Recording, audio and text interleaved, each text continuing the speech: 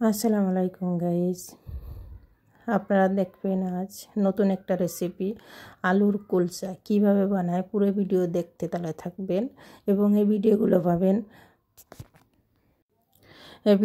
পাবেন রান্নাঘর 01-এ। আপনারা এই পুরো ভিডিও দেখবেন কিভাবে প্রসেসিং করি, সেটা পুরোটা দেখতে তাহলে থাকবেন। এখন আমি 1.5 কাপ আটা নিয়েছি। 1.5 কাপ আটা ময়দা, যেটাকে ময়দা পুরোটা ভালো করে সেলে নেব, যাতে কোনো ইটি না থাকে, কোনো কিছু না থাকে, যেন ভালোভাবে আমি সেলে নিয়েছি। তার ভিতরে দিয়ে দিতেছি 1 চামচ লবণ, তারপরে স্বাদ মতন ইস্ট। আমি এখানে ইস্ট ব্যবহার করছি। আপনারা যদি চান তাহলে আপনারা ব্যবহার করতে পারেন। ইস্টের বদলে আপনারা টক দই ব্যবহার করতে পারেন, সেটাও খুব ভালো হবে। তো আমি 1 চামচ ইস্ট দিয়ে দিচ্ছি, 1 চামচ চিনি দিয়ে দিলাম। আর তারপরে এখানে আমি কুসুম গরম পানিটা ব্যবহার করছি, যাতে ইস্টটা যাতে ভালোভাবে গলে যায়। আমি সুন্দর করে একটা ভালো সফট একটা ডো বানিয়ে নেব। এখানে আমি কুসুম গরম পানিটা ব্যবহার করছি। আপনারা অবশ্যই কুসুম গরম পানিটা ব্যবহার করবেন। আর যদি ইস্টে বানান তাহলে একটু পানিতে ভিজিয়ে রাখবেন। আমি ভিজিয়ে রাখি নেই। আমি খুব সুন্দর করে একটা ডো আমি এখানে বানাই নিয়েছি সফট করে। এখন হাতে একটু তেল মাখিয়ে আমি হয়তো 1 থেকে 1.5 ঘন্টা এরম আমি রেস্টে রেখে দেব। এখন আমি কিছু আলু সেদ্ধ করে নিয়েছি। সেদ্ধ করে নিয়ে খুব ভালোভাবে একটু ম্যাশ করে নেব আমি আলুগুলো, যাতে একদম সফট একটা আলুর মতন একটা ডো হয়ে যায় এভাবে একটা। এখন আমি এখানে পরিমাণ মতন তেল, আর সেখানে আমি দিয়ে দিয়েছি 1 চামচ জিরা, ছোটো চামচের 1 চামচ জিরা, আর 1 চামচ মিষ্টি জিরা, যেটা ওটা আমি ব্যবহার করেছি। আর 2 চামচ পেঁয়াজ আমি এখানে ব্যবহার করেছি। আমি এখানে পেঁয়াজটা লাল করব না বেশি, হালকা একটা গন্ধটা, পেঁয়াজের যে কাঁচা গন্ধ ওটা চলে যাওয়ার পর আমি এখানে 1 টেবিল চামচ আমি এখানে রসুন কুচি ব্যবহার করেছি। এখানে আমি বেশি মশলা ব্যবহার করব না। আপনারা অবশ্যই দেখবেন, আর যদি ভালো লাগে অবশ্যই শেয়ার করে দেবেন আমার ভিডিওটা, এবং সাবস্ক্রাইব এবং লাইক দেবেন। এখানে আমি 1 চামচ কাঁচামরিচ কুচি দিয়ে দিয়েছি, 1 চামচ কাঁচামরিচ। আপনারা যতটা ঝাল খান সেই হিসেবে ব্যবহার করবেন। আর এখানে আমি 1 চামচের মতন লবণ ব্যবহার করেছি, তা 1 চামচের মতন হলদি ব্যবহার করেছি। আর সামান্য মতন আমি 1 চামচ না, আধা চামচ আমি এখানে মরিচের গুঁড়ো ব্যবহার করব, যাতে একটা কালারের জন্য। সামান্য ঝাল তো আমি কাঁচামরিচ ব্যবহার করেছি। যে যে পরিমাণে ঝাল খান সেই পরিমাণে এই মশলাটা ব্যবহার করবেন। আর এখানে আমি 1 চামচ জিরে গুঁড়ো ব্যবহার করেছি। ভাজা যে গুঁড়োটা সেটাই আমি এখানে ব্যবহার করেছি। আপনারা ভাজা জিরের গুঁড়োটা নেবেন, যাতে সুন্দর একটা ঘ্রাণ আসে আলুর থেকে।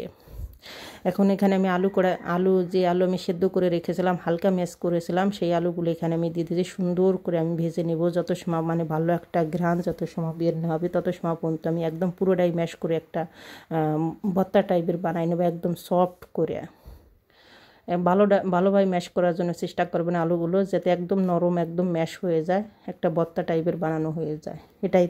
এটাই চেষ্টা করবেন। আমি একটু ভেজে নেব কিছুক্ষণ, হয়তো 1 মিনিটের মতন হয়তো ভেজে নেব ভালোভাবে। আমার আলুটা পুরোটাই হয়ে গেছে। এখন আমি সাইডে নামায় রেখে দিয়েছি। এখানে আমি একটা বানাই নেব, একটা ক্রিমের মতন। এখানে আমি ময়দা এবং তেল ব্যবহার করেছি। সুন্দর সফট করে সুন্দর একটা ক্রিম বানাই নেবেন। এটা আমি রুটির ভিতর ব্যবহার করব। রুটিটা যখন বলবো তখন আমি এটা ব্যবহার করব। এটা বানানো হয়ে গেলে সাইডে আপনি রেখে দিন। আমার আলুর পুরটাও খুব সুন্দরভাবে তৈরি হয়ে গেছে। এখন আপনাদের দেখিয়ে দেব কিভাবে আপনারা রুটিটা বলবেন, কিভাবে পুরো প্রসেসিং করবেন, সেটাই আপনারা দেখতে তাহলে থাকুন। আমি সামান্য মতন ডো কেটে নিতেছি, যতটুকু আমার পরিমাণ মতন আমি ডো কেটে নিতেছি। আমি আটাটা 1 থেকে 1.5 ঘন্টা আমি রেস্টে রেখে দিয়েছিলাম। আমার আটাটা খুব ভালোভাবে এটা হয়ে গেছে।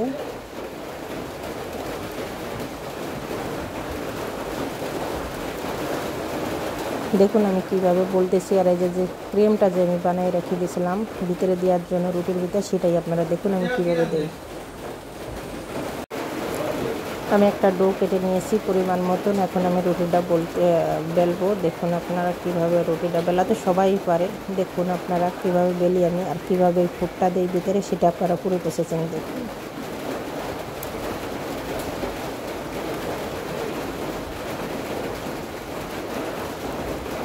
এখানে আমি যে ক্রিমটা বানিয়ে রেখে দিলাম সাইডে, সেটাই আমি ব্যবহার করতেছি। 1 থেকে 1.5 চামচ আপনার পরিমাণ মতন আপনি ব্যবহার করবেন। পরে আপনারা যেরকম পোয়ারাটা যেরকম ভাজ করেন ওই পথে আপনারা ভাজ করে নেবেন। এর ভিতরে আর কিছু দেওয়ার কোনো দরকার নাই। এটাতে কী হবে, আপনার রুটিটা অনেক হবে, সফট থাকবে, তারপরে ক্রিসপি যে একটা ভাব, সেই ভাবটা অবশ্যই আসবে। এখন আমি বেলে নিতেছি। দেখুন আমি যে সাইডে ভাজ করেছি ওই সাইডে আমি বেলে নিতেছি। এই সাইডে আমি আলুর যে পুরটা তৈরি করেছি, আলুর ওই পুরটা আমি এই সাইডেই ব্যবহার করব।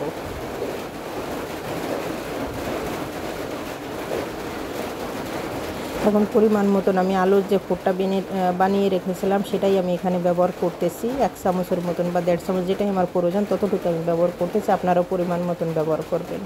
আমার একটা হয়ে গেছে, আপনারা দেখুন আমি কীভাবে সহজেই বানিয়ে নিয়ে গেছি, আপনারা দেখুন।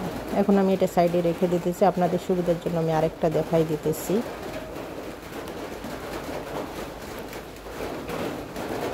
সব যতগুলো আপনি কুলচা বানাবেন সব একই পদ্ধতি হবে, একই সিস্টেম হবে, সব একই পদ্ধতিভাবে আপনারা সবাই বানিয়ে নিতে পারেন। ঘরে বসে সহজে বানিয়ে নিয়ে সবাই খেতে পারেন।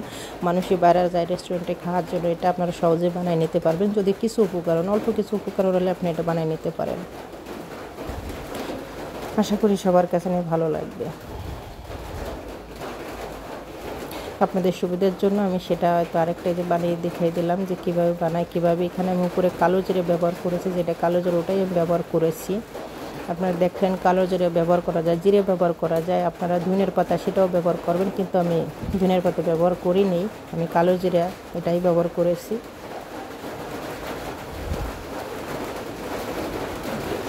এটা ব্যবহার করলে যখন ভাজা হবে আপনার বা সেদ্ধ হবে তখন খুব সুন্দর একটা ঘ্রাণ বের হবে, ভালো লাগবে সবার কাছে।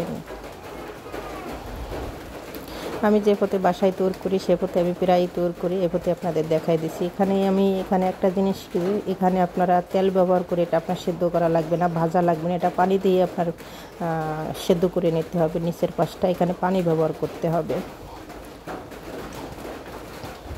1 মিনিট আমি অপেক্ষা করতেছি সেদ্ধ করার জন্য। আমার নিচের পাট হয়ে গেছে সেদ্ধ করে, এখন আমি উল্টিয়ে দিয়ে আর 1 মিনিট আমি অপেক্ষা করবো এটা সেদ্ধ করার জন্য।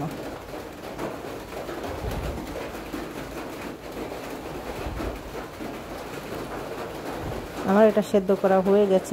এখন আমি যেটা এখানে করবেন সেটা, এখানে আমি একটু বাটার ব্যবহার করেছি, সেটা হচ্ছে 1 চামচ বা আধা চামচ, সেটা আমি এখানে বাটার ব্যবহার করেছি সুন্দর একটা ঘ্রাণের জন্য বা ফ্লেভারের জন্য। খুব ভালো একটা ঘ্রাণ আসবে, দেখতেও ভালো লাগবে। এই জন্য আমার যখন এটা হয়ে গেছে তখন আমি বাটার ব্যবহার করেছি। আপনারা অবশ্যই বাটার বা ঘি দুটোই আপনারা ব্যবহার করতে পারেন। দেখুন কি সুন্দর একটা কালার আসছে। আমার এই আলুর কুলচা এটা আমার হয়ে গেছে, অলরেডি ডান হয়েছে। এখন আমি এটা তুলে নেব।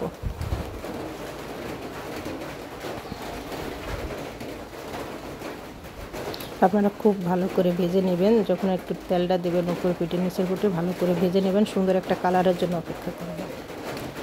আপনাদের সুবিধার জন্য আমি আরেকটা দেখিয়ে দিতেছি। এটা কিন্তু পানি দিয়ে আপনার প্রথম সেদ্ধ করে নিতে হবে।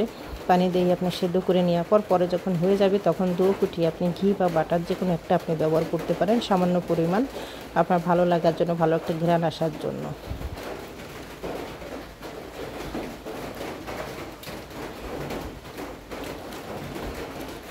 আর দেখুন কি সুন্দর ফুলে উঠছে। প্রতিটা রুটি এরকম ফুলে উঠবে, প্রতিটা রুটি সফট থাকবে। যখন আপনি এখানে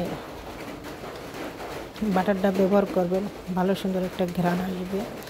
যখন বানাবেন তখনই ঠিক পাবেন। অবশ্যই আপনারা, আশা করি আপনারা সবাই এটা বানিয়ে খাবেন, সবার কাছে ভালো লাগবে। আমি আপনাদের সুবিধার জন্য আরেকটা আমি পুরোপুরি দেখাই দিচ্ছি যে এখানে আমি উপরে মরিচের যে লাল মরিচের যে পাউডারটা ওটা আমি একটু ব্যবহার করেছি সুন্দর একটা কালার আনার জন্য। আর যদি আমার ভিডিওটা যদি ভালো লাগে আপনাদের কাছে, তাহলে আমার রান্নাঘর 01 এই ভিডিওগুলো দেখবেন। যদি ভালো লাগে অবশ্যই শেয়ার করবেন, সাবস্ক্রাইব করবেন এবং আমার পাশে থাকবেন। আপনাদের কাছে আশা রাখি অবশ্যই আমার ভিডিওগুলো অবশ্যই আপনারা দেখবেন এবং শেয়ার করে দেবেন। সবাই ভালো থাকবেন, সুস্থ থাকবেন, সবার জন্য দোয়া রইল। আল্লাহ হাফেজ। আপনাদের সুবিধার জন্য আরেকটা ভিডিও আমি দেখাই দিলাম, আরেকটা কীভাবে বানায় সেটা পুরো প্রসেসিং দেখাই দিলাম। দেখুন, আপনারা দেখতে তাহলে থাকুন। এভাবে অবশ্যই আশা রাখি আপনারা সহজে আপনারা বাড়িতে এভাবে বানিয়ে অবশ্যই সবাই নিজে খাবেন, সবাইকে নিয়ে খাবেন, অবশ্যই ভালো লাগবে।